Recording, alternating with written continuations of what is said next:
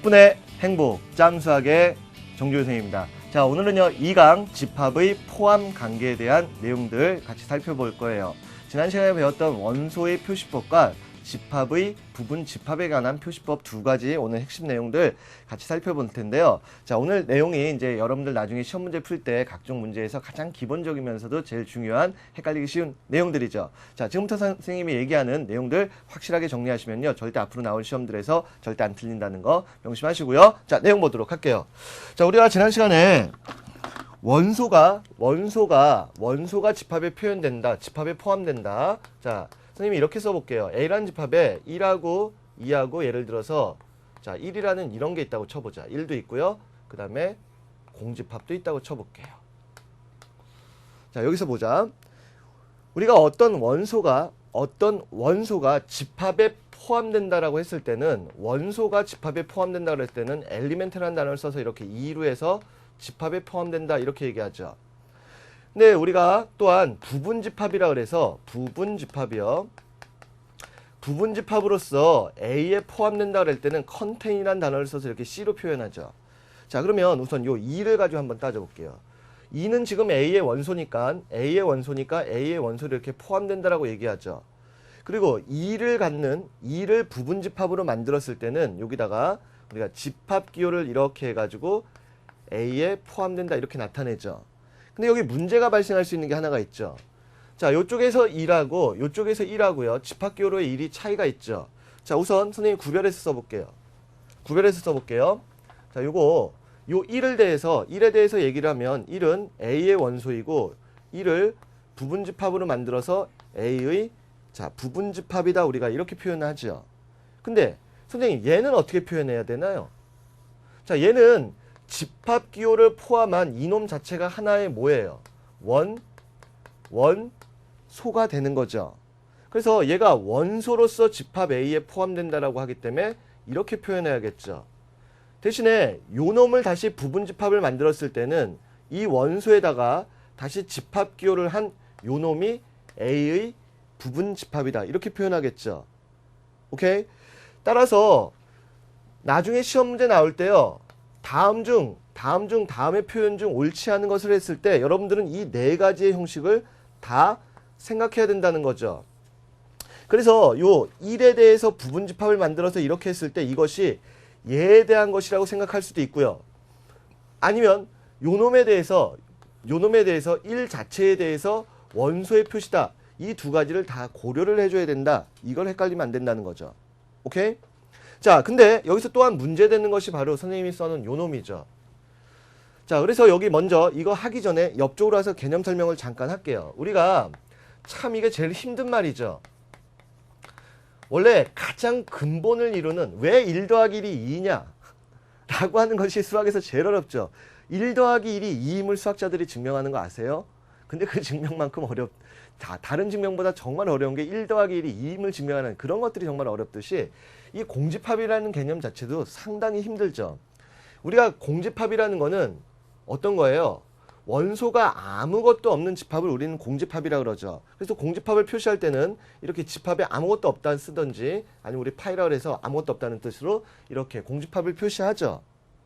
근데 이때 핵심적인 내용이 수학에서 이건 어떻게 보면 약속이죠. 공집합은 모든 집합의 부분집합이라고 약속을 하죠. 모든 집합의 부분집합이다 라고 약속을 해요. 자, 따라서 우리는 기본적으로 어떤 공집합이 있으면 공집합은 모든 집합의 자, 부분집합이니까 이렇게 무슨 표시를 하니? C의 표시를 하겠죠. 됐니? 근데 여기서 여러분들이 헷갈리지 말아야 되는 것이 만약에 여기에 지금처럼 저것처럼 이렇게 표시가 되어 있는 것들은요. 이거는 무슨 뜻이냐는 거지? 이것은 바로 공집합을 뭘로요? 원소로 가졌다는 뜻이에요. 뭐라고요? 공집합을 이 집합의 원소로 가졌다는 뜻이기 때문에 만약에 이러한 기호가 있었을 땐 다음의 표현들이 다 참이죠. 우선 모든 집합의 공집합은 자, 이 집합을 만약에 A라고 한다면 자, 공집합은 A의 부분집합이다 라고 했을 때 분명히 참이에요. 왜? 여기 아무것도 없다라고 하더라도 A가 막 1, 2, 3만 있다 그래도 모든 집합의 부분 집합이기 때문에 이건 참이야. 근데 이 문제에서는 공집합이야. 얘는 분명히 집합이라 그랬어요. 공집합이야. 자, 요 놈이 A의 누구로요? 원소로서 여기에 존재하지요. 원소로서 여기에 존재하죠. 그래서 이 말 또한 여기선 참이죠. 또한 세 번째, 여기에 다시 집합 기호를 한 이것이 A의 부분 집합이라고 하더라도 이것 또한 참이다. 이런 얘기죠. 근데 이렇게 집합 속에서 집합 안에 공집합을 갖지 않고 있는 일반적인 집합에서는 여기를 공집합을 예를 들어서 공집합을 A의 원소다 이렇게 표현하는 것들은 뭐한 거니? 틀린 것들이죠. 그래서 요거를 확실하게 구별하셔야 돼요. 집합 기호 안에 공집합의 기호가 있다는 것은 공집합을 하나의 원소로서 갖기 때문에 원소로서 포함되고 집합 기호를 해서 부분 집합으로 표현되는데 요 첫 번째 거는 뭐야? 약속에서 공집합은 모든 집합의 부분 집합이라는 약속을 통해서 다시 하나 나온 거다. 이걸 헷갈리지 말란 얘기죠. 요 세 개를 확실하게 구별하시면 오늘 내용 끝이에요. 자, 그러면 자, 첫 번째 문제와 두 번째 문제를 통해서요. 오늘의 내용들, 요 내용들 집합 표시들에 대한 정확한 뜻을 같이 살펴보도록 하고요. 자, 대신에 선생님이 거기 교재에 보면 두 집합이 같다라는 표현을 선생님이 이렇게 표현을 해놨어요. 자, 두 집합이 같으려면 자, A가 B에 다 포함되고 자, B가 또한 A에 포함됐을 때 우리는 두 집합은 서로 같다라고 하는데 자, 거기에 선생님이 이런 식으로 표현했어요. 1, 2, 3이라는 A가 있고요. B라는 게 3, 3, 1, 2 이렇게 있어요. 그러더라도 이렇게 집합에서는 3, 3이 원소가 동일한 원소가 두 번 반복되더라도 이 집합은 뭐라고 나타낸다 그랬니? 1, 2, 3이라는 집합과 동일하기 때문에 얘랑은 서로 어떤 집합이다? 같은 집합임을 여러분들이 하나 헷갈리지 마셔야 돼요. 3, 3, 1, 2라고 했을 때 요거는 동일한 원소가 반복됐을 때는 반드시 나중에 생략해서 1, 2, 3이라고 쓰기 때문에 이건 같은 집합임을 요거는 헷갈리지 말기를 부탁을 드릴게요. 자, 그래서 오늘 그러면 요 내용에 대해서 같이 살펴보도록 할게요. 자, 문제 보도록 할게요. 집합 A가요. 원소가 A, B, 그 다음에 요게 원소야. BC 공집합. 즉 원소의 개수도 중요하죠. 원소의 개수가 1개, 2개, 3개 몇 개가 있니? 4개가 있어요. 자, 다음 중 옳은 것을 구하래요. C는 A의 원소네요. 여기 C라는 원소는 없죠. 틀렸죠. 자, A는 A의 이렇게 됐는데 A라는 것은 지금 원소로서 분명히 이렇게 표현이 돼야 되죠. 만약에 2번의 표현이 맞으려면 A에다 집합 기호를 한 거기 때문에 이 2번의 표현이 맞으려면 고쳐보자. 이렇게 부분 집합의 표시가 돼야겠죠. 그래서 2번도 지금 틀린 거죠. 여기가 원소 기호가 돼 있으니까. 그 다음에 3번에 BC요.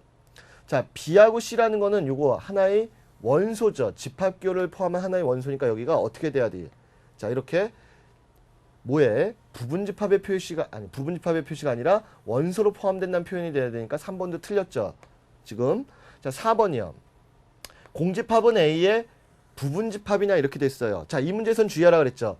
모든 집합의 공집합은 부분 집합이기 때문에 얘는 항상 참이야. 그리고 이 문제 자체에서는 공집합을 A의 원소다 이렇게 해도 참이고요. 또한 공집합에 다시 집합 기호를 한 요렇게 한 놈도 참이다 이런 얘기죠. 근데 나중에 일반적으로 그냥 B라는 집합이 A, B가 이렇게 있었는데 여기에 공집합을 집합 기호를 해서 자, B다 이런 표현은 분명히 틀려요. 이걸 주의해야 돼. B가 그냥 A, B인데 써놔. 공집합을 집합 기호를 해서 B의 원소다. 아니 부분 집합이다. 이러면 틀려. 이때는 그냥 단순하게 아까 요 표현처럼 공집합이야. 이게 집합이야. 이 집합은 B의 부분 집합이다. 이런 표현만이 오로지 참이라는 거 여러분들 여기서 이 문제를 통해서 이것만 아시면 돼요. 자, 5번은 어떻게 된 거니?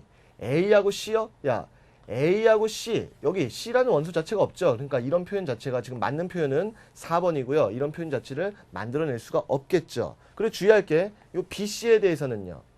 B하고 C가 A의 부분 집합이라고 했을 때는 다시 여기다 집합 기호를 해서 이렇게 표현하는 거고요. 만약에 요거랑 요거가 A의 부분 집합이라고 하면 A의 B, C 이렇게 한 요것이 A의 부분 집합이다. 이런 식으로 표현하면 된다. 이런 얘기죠. 자, 1번을 통해서 이 문제가 가장 중요한 앞으로 여러분들 시험에서 다룰 문제인데 이 문제 하나를 통해서만 정확히 익히시면 앞으로 문제도 다 다 푸실 수 있을 거예요. 자, 다음 문제 볼게요. 조금 어려운 철학적인 내용인데요. 나중에 오늘요 인터넷을 뒤지셔서요 러셀의 영리라는 것을 한번 찍어보세요. 인터넷에요. 러셀의 영리요. 자, 선생님이 고등학교 때 가장 감명 깊게 읽었던 책 중에 하나가 러셀의 어떤 수필집을 하나 읽으면서 선생님 인생이 많이 바뀌었는데, 자, 아무튼요 이 러셀의 역설이라는 거, 역설, 집합의 역설이라는 거 한번 보세요. 바로 이건데요. 모든 집합의 집합은 존재하지 않는다라는 러셀의 영리, 역설. 자, 중에서 이 밑줄 친 부분을 수학적으로 가장 적절하게 표현한 식을 찾아라 이랬어요. 자, 모든 집합의 집합이요. 나중에 거짓말쟁이의 섬이라는 크레타 섬 그 역설도 있는데요. 어떤 섬에 거짓말쟁이들만 살아요. 근데 어떤 사람이 딱 가가지고 묻는 거야. 아, 이 섬에 사는 사람들은 거짓말쟁이인가요? 라고 물었을 때 그 섬에 사는 사람이 대답을 했어요. 아니요? 라고 대답을 하던, 예라고 대답을 하던. 거기서는 되게 큰 문제가 생기거든요. 오늘의 퀴즈예요. 아니요라고 대답했을 때와 예라고 대답했을 때 어떤 문제가 생기는지 한번 살펴보고요. 나중에 명제 시간에 한번 그 얘기 살펴볼게요. 선생님 밑에 설명에서 썼듯이요. 예를 들어서 선생님이 약수의 집합이라는 표현을 잠깐 볼게요. 자, 우리가 4의 약수의 집합이라는 것을 만약에 조건 제시보로 표현하게 되면 다음과 같이 쓰죠. x가 있고요. x는 4의 약수 이런 식으로 쓰게 되면 이게 바로 4의 약수들을 갖는 4의 약수의 집합이죠. 자, 이거와 동일한 개념으로 생각해 보세요. 상당히 힘든 얘기일 수도 있는데 모든 집합의 집합이라는 건 모든 집합의 집합이요. 자, 이 말 뜻은요. 바로 모든 집합의 집합이라는 건 이 모든 집합을 하나의 원소로 갖는다는 거예요. 자, 여기처럼 4의 약수의 집합이라 할 때 이 4의 약수들을 원소로 갖는 거죠. 그래서 모든 집합들을 원소로 갖는 거예요. 그래서 간단하게 표현하면요.